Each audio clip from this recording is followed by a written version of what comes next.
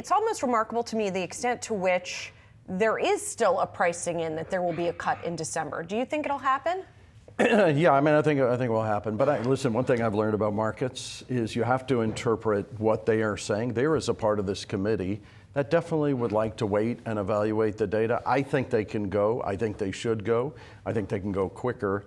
But I respect the fact that inflation is running a little higher. I would argue, you're still, if you take 6 months core PCE, you're running at about 2.5%. Other metrics, you're running closer to 3%.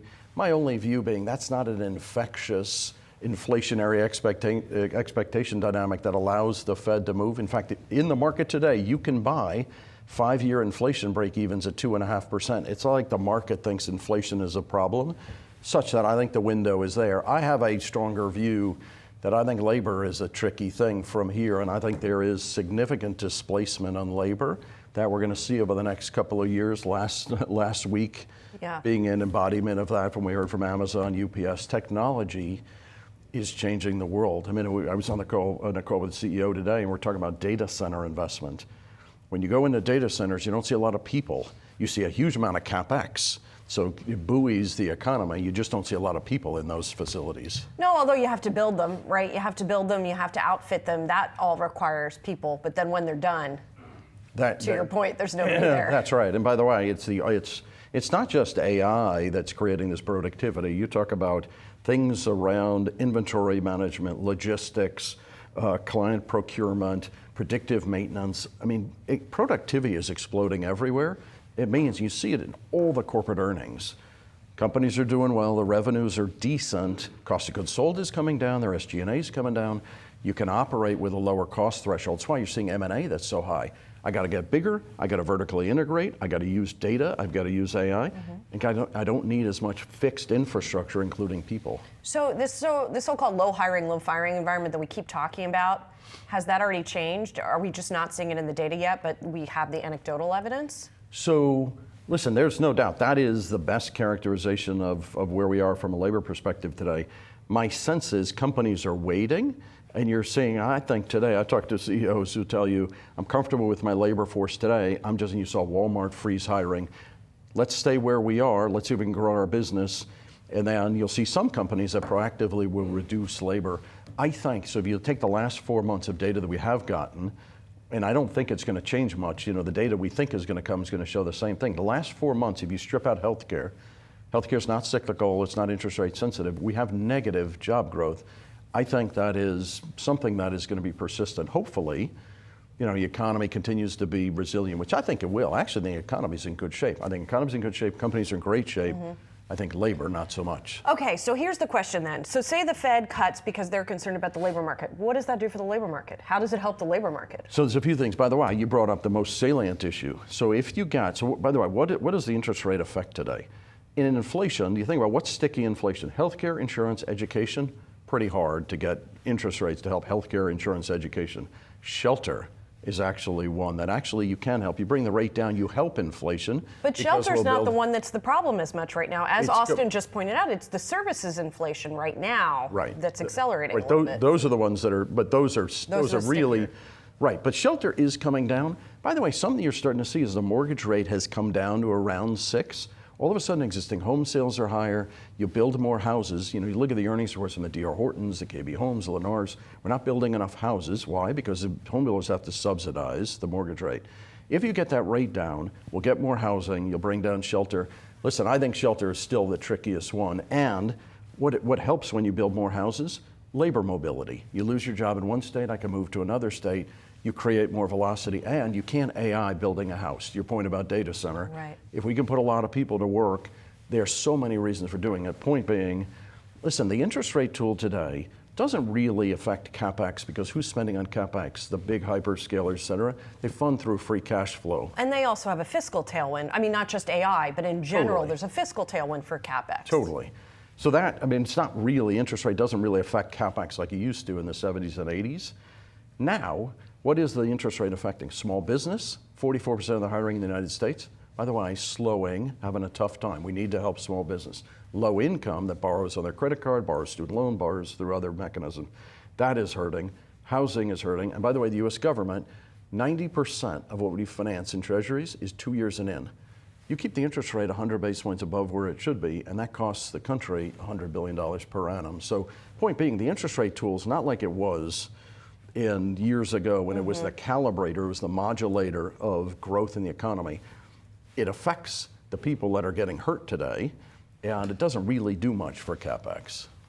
And so you think they will cut in December as a Yeah. result of all of this reasoning? I do.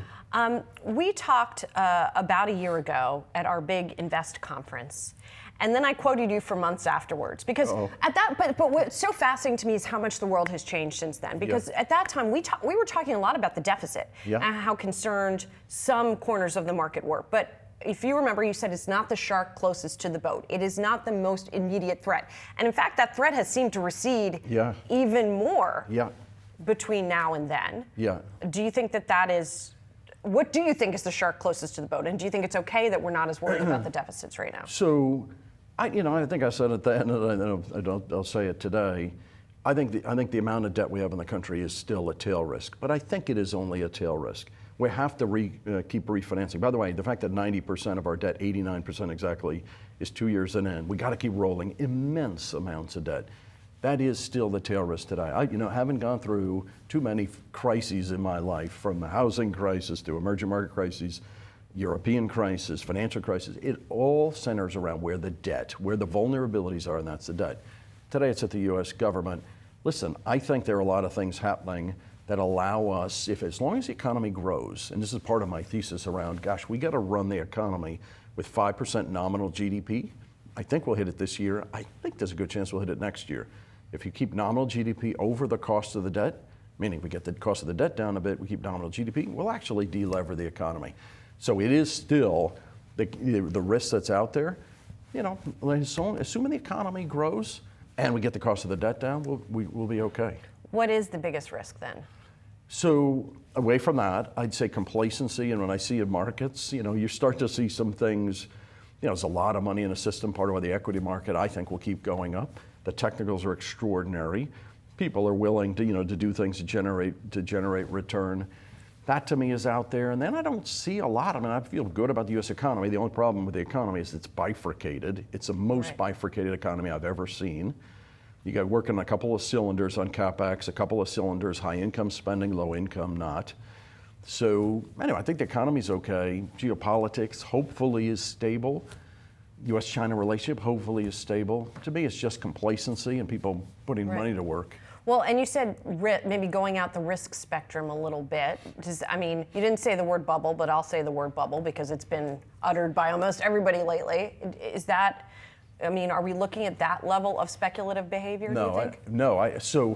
When I say no, the big companies today, the ROE these companies are throwing off. I actually went through the earnings that came out last week, and I was looking at the free cash flow that these companies are throwing off.